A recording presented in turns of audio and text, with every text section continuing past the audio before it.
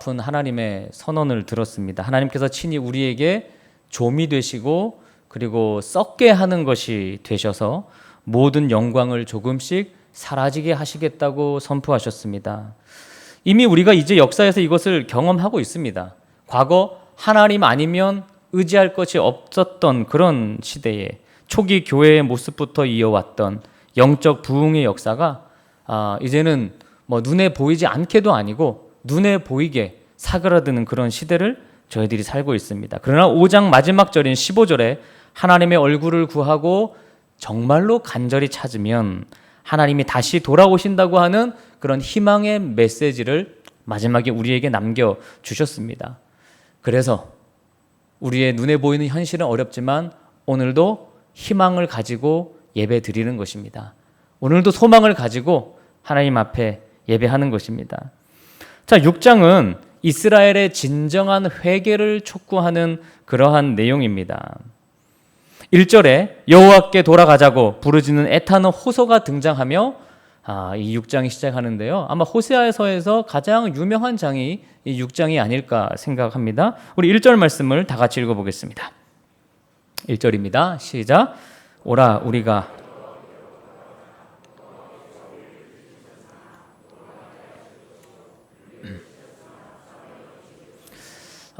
여러분 물론 여러분 성경에도 보면 제목이 나와 있죠. 백성들의 불성실한 회개다. 그렇게 적혀 있거든요.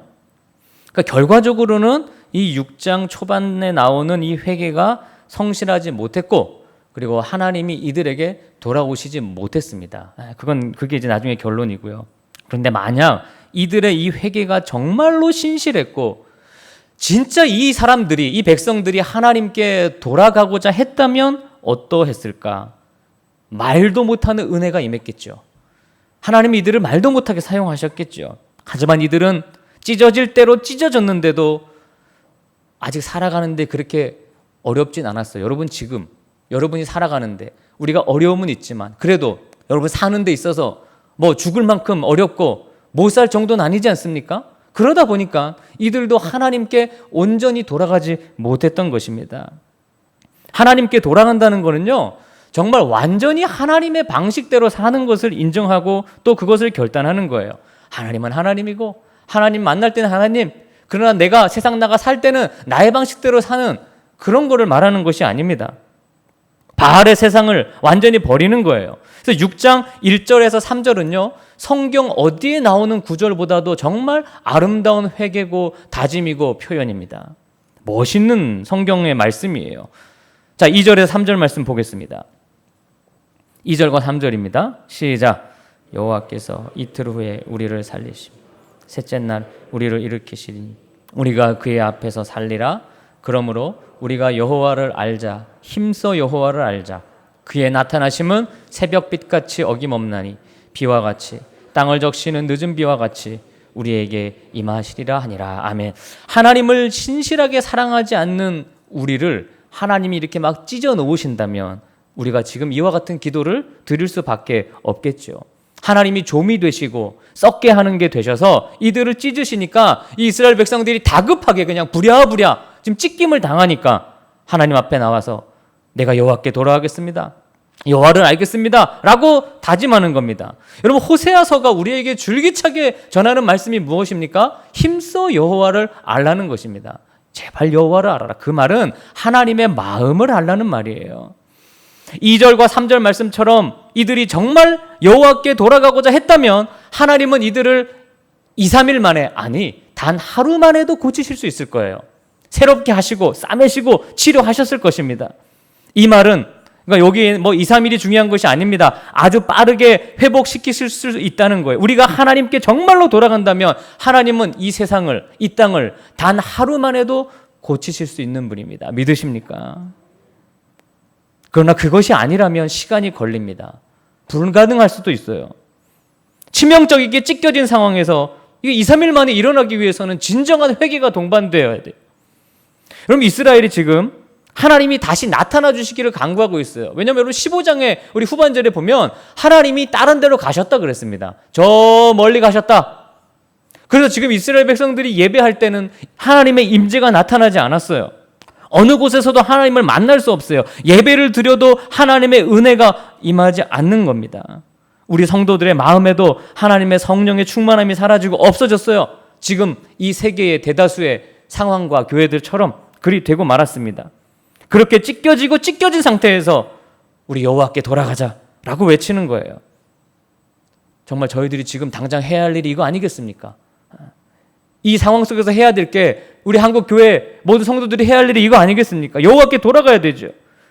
죽을 각오를 하고 하나님의 말씀을 붙잡고 그동안 하나님을 믿는다고 하면서도 사실은 세상을 의지하고 인간적인 계산이 앞서고 하나님 말씀 앞에 온갖 핑계를 대고 순종하지 않았던 것을 회개하고 하나님께 돌아가야 합니다.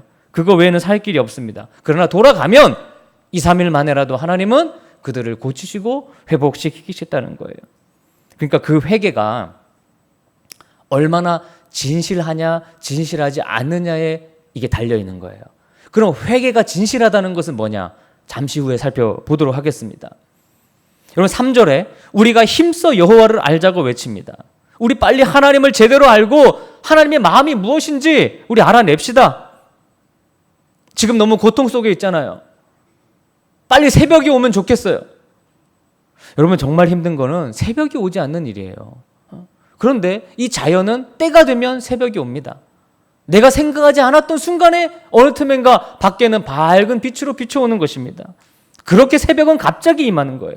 하나님이 나타나시는 것은 새벽빛처럼 일정하십니다. 아무리 밤이 길어도 우리가 여호와께 진정으로 돌아가기만 하면 새벽빛이 오듯이 하나님은 우리에게 오실 수 있는 분이십니다.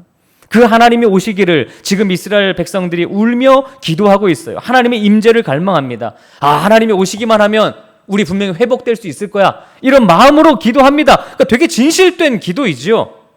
하나님의 임재를 갈망하고 있습니다. 하나님은 자기를 간절히 찾는 백성들을 절대로 실망시키지 않으시고 또 부끄럼 속에 당하게 하지 않으시고 늦은 비처럼. 여러분 늦은 비는 언제 올지 모르지만 그러나 반드시 오는 비예요. 그게 늦은 비입니다. 우리 하나님은 그렇게 반드시 오신다는 것입니다. 우리가 흘린 눈물과 삶의 회개와 변화를 다 기억하시고 엄청난 은혜로 채워주실 거예요. 하나님은 이것을 하시려고 지금도 기다리고 계십니다.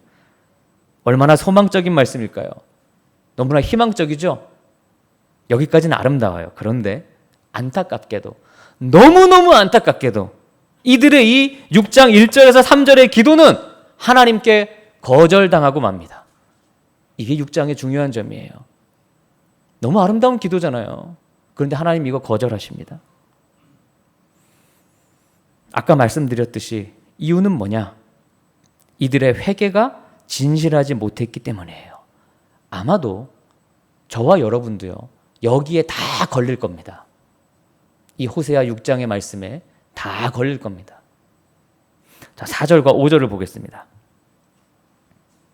6장 4절과 5절 말씀입니다. 시작. 에브라임아, 내가 내게 어떻게 하리?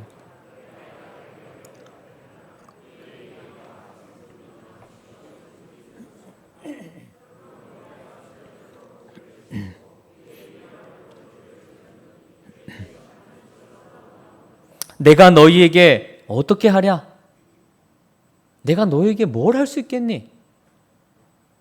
너희들의 기도는 내가 못 들어주겠다 라고 하는 선언이에요.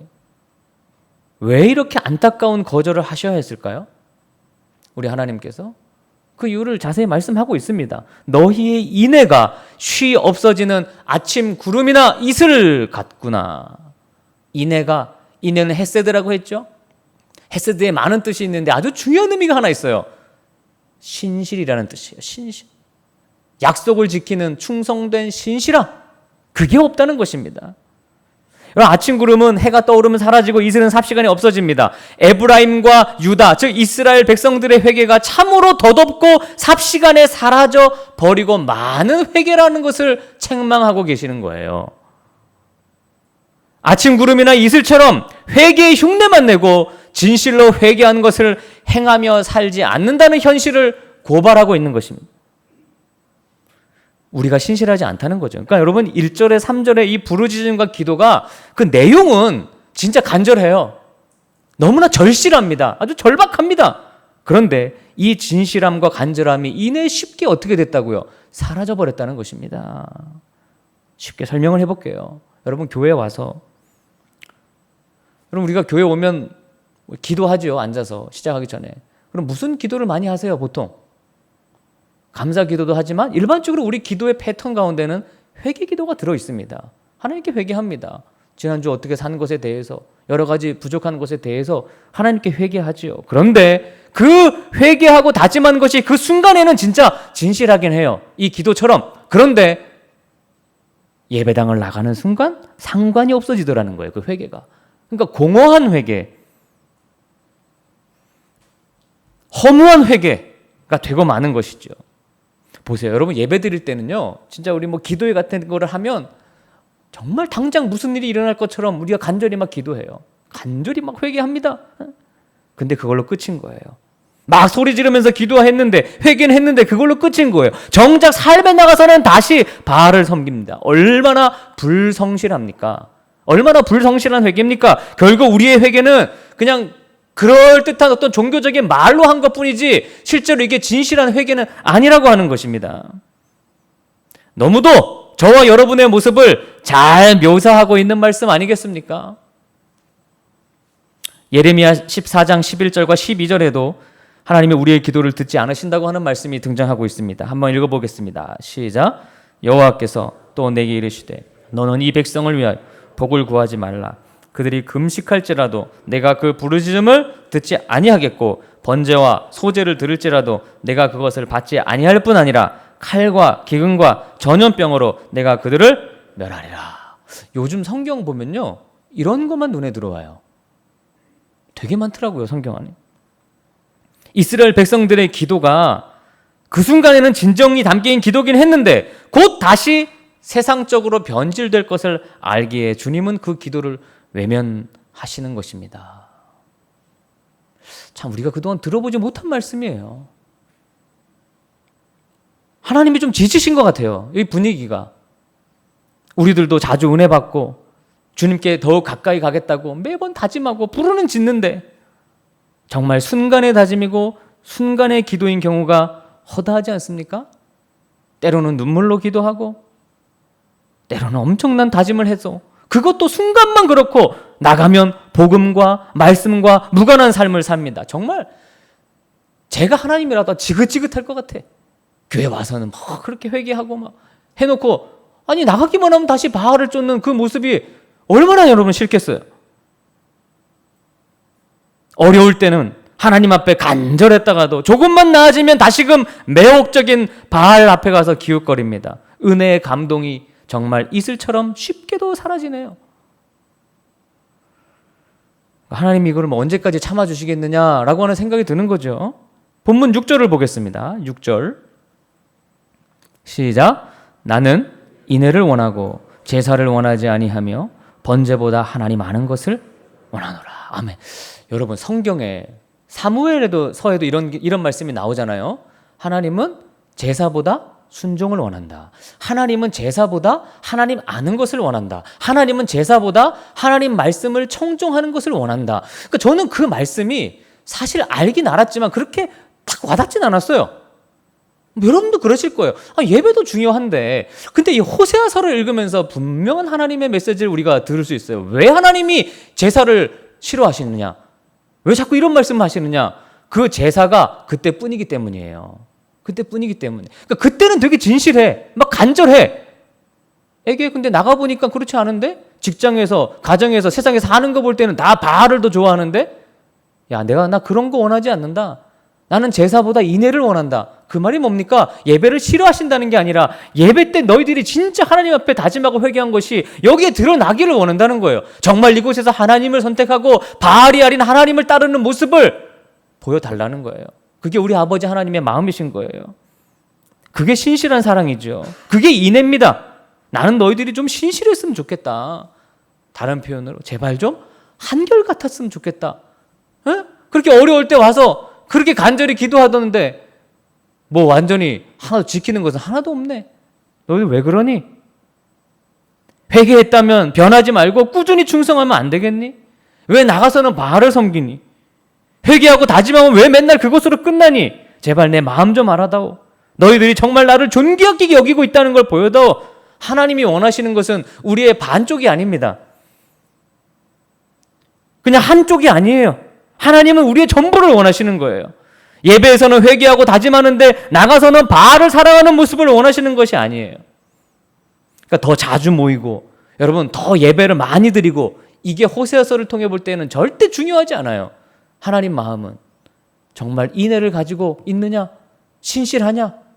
그들의 회개가 정말 성실한 회개냐라는 것이 훨씬 더 중요하다는 것입니다. 이스라엘의 회개는 그저 지금 당장 처한 위기와 난국을 해결하는 시도였지 진실로 변하는 회개는 아니었던 겁니다. 그러나 여러분 우리도 그렇지 않습니까? 사실 저희들이 순간의 어려움을 모면해 보려는 기도를 얼마나 많이 했습니까? 물론 하나님이 그거 안 들어주시는 것은 아니에요. 들어주셔요. 그러나 들어주시면서도 하나님 답답하신 거죠.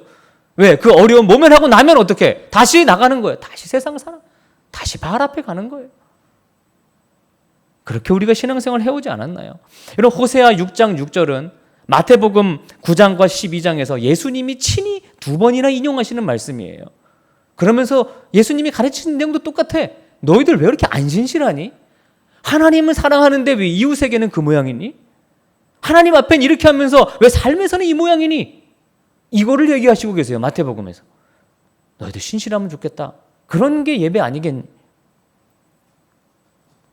하나님을 진실하게 섬기는 우리의 삶을 강조하고 있어요. 회개와 삶이 분리되는 것은 진정한 회개로 볼 수 없습니다. 한 사람의 인격과 삶의 구체적인 자리에까지 연결되는 그런 신앙이 필요한 거죠. 7절로 가보겠습니다. 7절 시작. 그들은 아담처럼 언약을 그러니까 하나님을 진짜로 두려워하지 않는 사람들은요 언제나 그 회개가 피상적인 회개에서 끝나요. 그렇지 않겠습니까? 하나님을 정말 두려워하지 않으니까 그냥 회개하고 나가면 그게 끝이죠. 연결이 안 되는 거죠. 아무리 회개하고 다짐해도 아침 이슬 같은 회개와 다짐이 되고 마는 겁니다.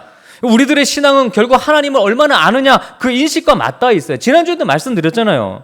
코람데오 정말 근데 그 코람데오가 삶에 영향을 주느냐 그 말이에요. 하나님은 다 보고 계십니다. 근데 그렇게 사십니까? 에브라임과 유다도 눈에 보이는 재앙이 없으니까 겁을 내지 않아요. 이게 참 안타까운 우리 인간들의 모습이에요. 그러니까 내게 어떤 재앙적인 상황이 없으면 그게 하나님 보는 눈이 좁아지는 거예요. 회개가 가짜가 돼버리고 마는 거예요. 재앙적인 상황이 있어야 그래도 더 신실하게 하나님 말씀을 지키는 거예요. 마음 아픈 얘기죠. 여러분 아프고 힘들 때는 하나님께 별의별 작정과 다짐을 다 하지만 그것을 얼마나 성실하게 지키셨습니까? 죄송합니다. 이거 저에게 큰 소리 치는 거예요. 저도 그렇거든요. 참 불성실하죠. 하나님 앞에 불성실합니다. 회개가 가짜였던 회개가 너무 많아요. 그렇게 따지고 보면. 자, 8절과 9절 보겠습니다. 8절과 9절입니다. 시작. 길르앗은 악을 행하는 자의 고울이라. 피 발자국으로 가득 찼도다. 강도떼가 사람을 기다린 같이 제사장의 무리가 세겜길에서 살인하니 그들이 사학을 내. 근데 8절, 9절, 10절, 11절 조금 어렵긴 한데요. 그러니까 죄를 불성실한 회개를 지적하는 것인데 지도자 그룹과 일반 백성 그룹을 나누어서 설명하고 있는 내용이에요. 자, 길르앗이나 세겜은 도피성입니다. 특히 세겜은 여호수아가 이스라엘이 온 백성과 그 언약에 갱신한 장소죠. 신앙의 회복 장소입니다. 근데 거기가 도리어 사람들을 약탈하는 공간이 되고 말았다. 지도자들 얘기예요. 좀 현대식으로 해석해 봅시다. 여러분 교회를 오래 다닌 사람들일수록 죄를 위장하는 능력이 탁월합니다. 무슨 말인지 아시겠습니까? 신앙생활을 오래 할수록 죄를 위장하는 능력이 탁월해져요. 1등은 저예요. 이 강대상에 있는 저 목사. 가장 죄를 위장을 잘하는 사람. 그 다음에는 직분자들. 교회 오래 다니신 분들. 초신자들은요 그렇지 않아요. 아주 순수합니다. 그 제가 일부 예배 때도 기도문 얘기해드렸는데 초신자분들이 이렇게 기도를 잘 못하는데 기도문을 써오라 그러면 그 언어가 얼마나 순수한지 몰라요. 아주 그냥 날 것 그대로의 언어를 써서 기도해요. 자기 상황을 따라. 근데 우리 교회 오래 다니는 사람들은 그렇지 않아요. 사실 좀 순수한 게 좀 사라졌어. 잘 위장해. 잘 감춰요. 책망을 안 들으려고 하죠. 제가 지난주에 말씀드렸죠. 우리 리더, 지도자들, 우리가 의롭다고 생각했던 사람일수록 죄가 드러나면 그 죄를 인정하느니 뭐 한다? 죽는다 그랬잖아요. 죽는다 그랬잖아요. 그 전사님 저한테 얘기 깜짝 놀랐다고. 주일날 설교하셨는데 내 잘못이 드러나느니 나는 죽겠다. 그게 우리의 모습인 거예요. 우리의 모습, 여러분. 근데 여러분, 청년들은 그래도 희망이 있더라고요. 왜냐하면 우리 청년들은요, 이렇게 신앙적인 책망을 하면 듣습니다. 그걸 수용해요. 청년들이요. 근데 뭐 오래되신 나이 드신 분들은 책망을 할 수도 없어. 할 수도 없어. 하지를 못해요. 이게 제사장, 리더들, 즉 직분자들의 죄였어요. 이 죄를 감추는 거, 위장하는 거. 자, 일반 백성들도 봅시다. 10절입니다. 10절 시작.